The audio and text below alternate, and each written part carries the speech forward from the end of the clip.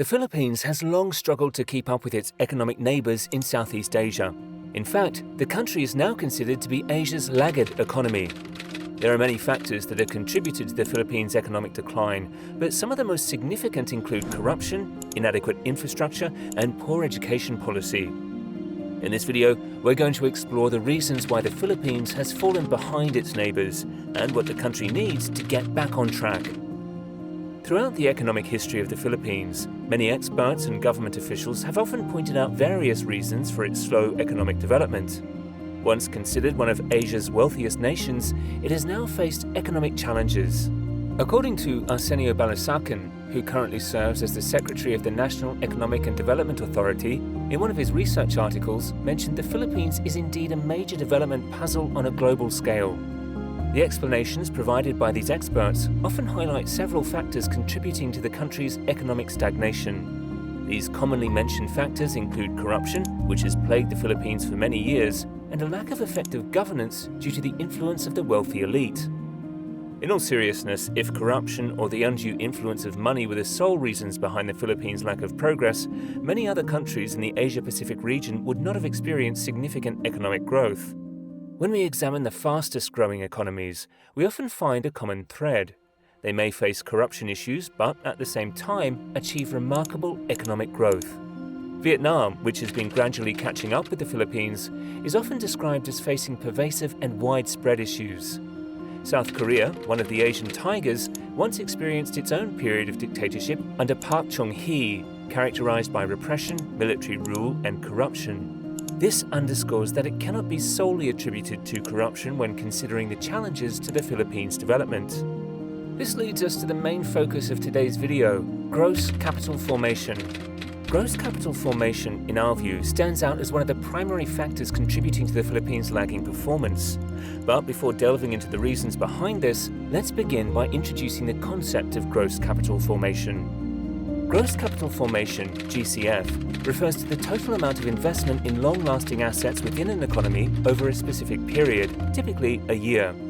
These assets, known as fixed capital, include physical items used in production processes with a lifespan of more than 1 year, such as buildings, machinery, equipment, and generally the infrastructure. These fixed capital assets play a crucial role in the production of goods and services, and their accumulation significantly influences economic growth in long term.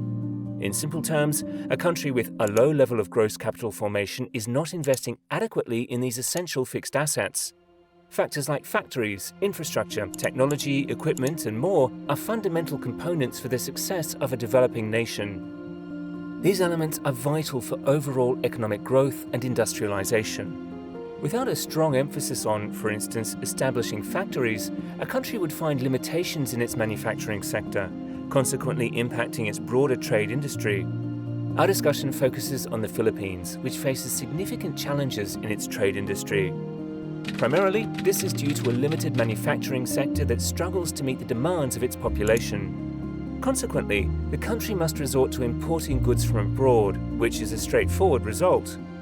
The Philippines' manufacturing lag is the result of multiple factors, including inadequate infrastructure, high business operation costs, a shortage of skilled labor, and a lack of adequate government support.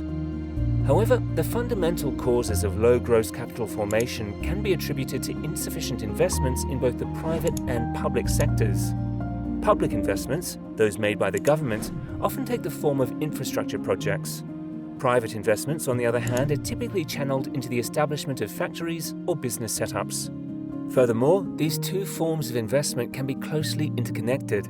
Governments may choose to provide financial incentives to private businesses for acquiring factories and equipment, or they can implement policies that support such endeavors.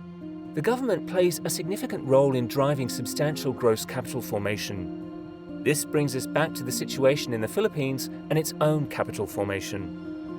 Data provided by the World Bank, which measures gross capital formation as a percentage of GDP, reflects the investments in fixed assets relative to the size of a country's economy.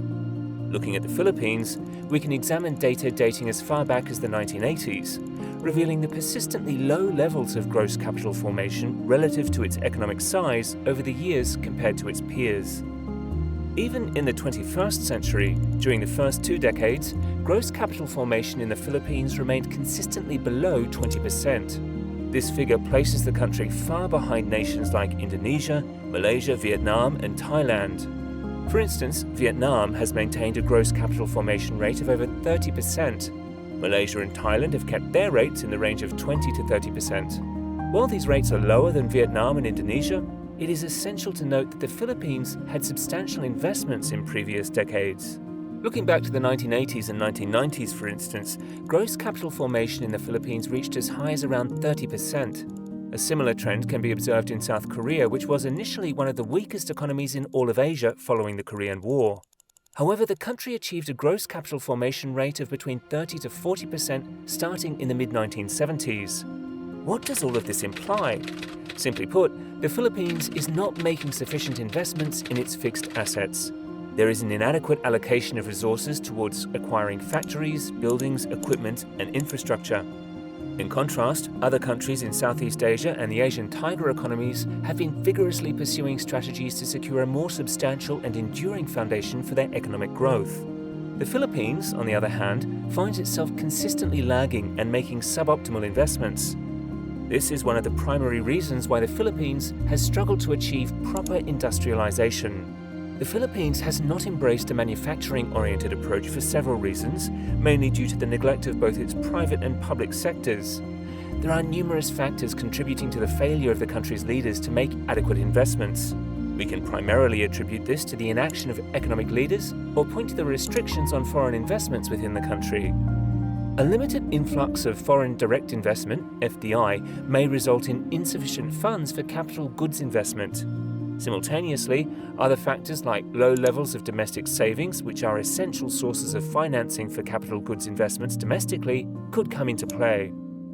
Furthermore, the uneven economic development within the Philippines is a noteworthy factor. The country tends to heavily concentrate its investments in one region, namely Metro Manila. This regional imbalance limits investment opportunities in other regions and sectors, further contributing to the overall low levels of gross capital formation. However, it's worth noting that the trend has shown a gradual increase in gross capital formation from the 1980s to 2015. Between 2016 and 2019, the gross capital formation as a percentage of GDP increased to 27%, a rise attributed to Rodrigo Duterte's infrastructure investments. However, even with this improvement, it remains insufficient and cannot address the issue in just a few years. Current leaders must persist in raising gross capital formation if they intend to drive further economic expansion in the future. Such low levels of investment not only result in weak economic growth, but also lead to a range of long-standing issues in the Philippines, from limited job opportunities and inadequate access to essential services to reduced competitiveness. As for the President Marcos, his vision for the future of capital formation is challenging to predict. While he has expressed a commitment to continue significant government infrastructure spending, it does not necessarily guarantee the same level of commitment from the private sector. Furthermore, it remains uncertain whether these efforts will prove sufficient to address the issue effectively. The Philippines, to achieve a competitive position comparable to its neighboring countries, may need to boost its gross capital formation to surpass 30%. Unfortunately, as of 2021, this figure has dipped to just 21%, partly due to the impact of COVID-19. However, it remains uncertain whether this trend will persist. President Marcos's international visits might potentially result in increased investments in the Philippines, along with the effectiveness of other economic policies adopted so far. Additionally, data from the Philippine Statistics Authority has shown that gross capital formation grew by approximately 5.9% in the fourth quarter of 2022. However, this marked a slowdown from the 14.2% growth observed in the same period of the previous year. President Marcos faces various options and challenges ahead, and we would welcome your insights on the matter.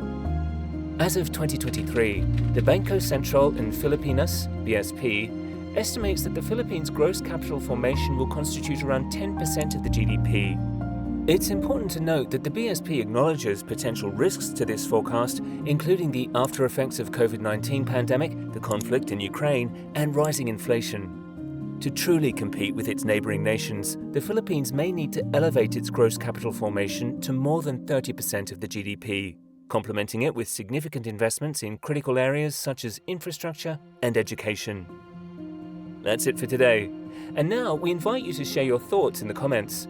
Do subscribe to the channel if you like our content. We will catch you in the next one. Bye.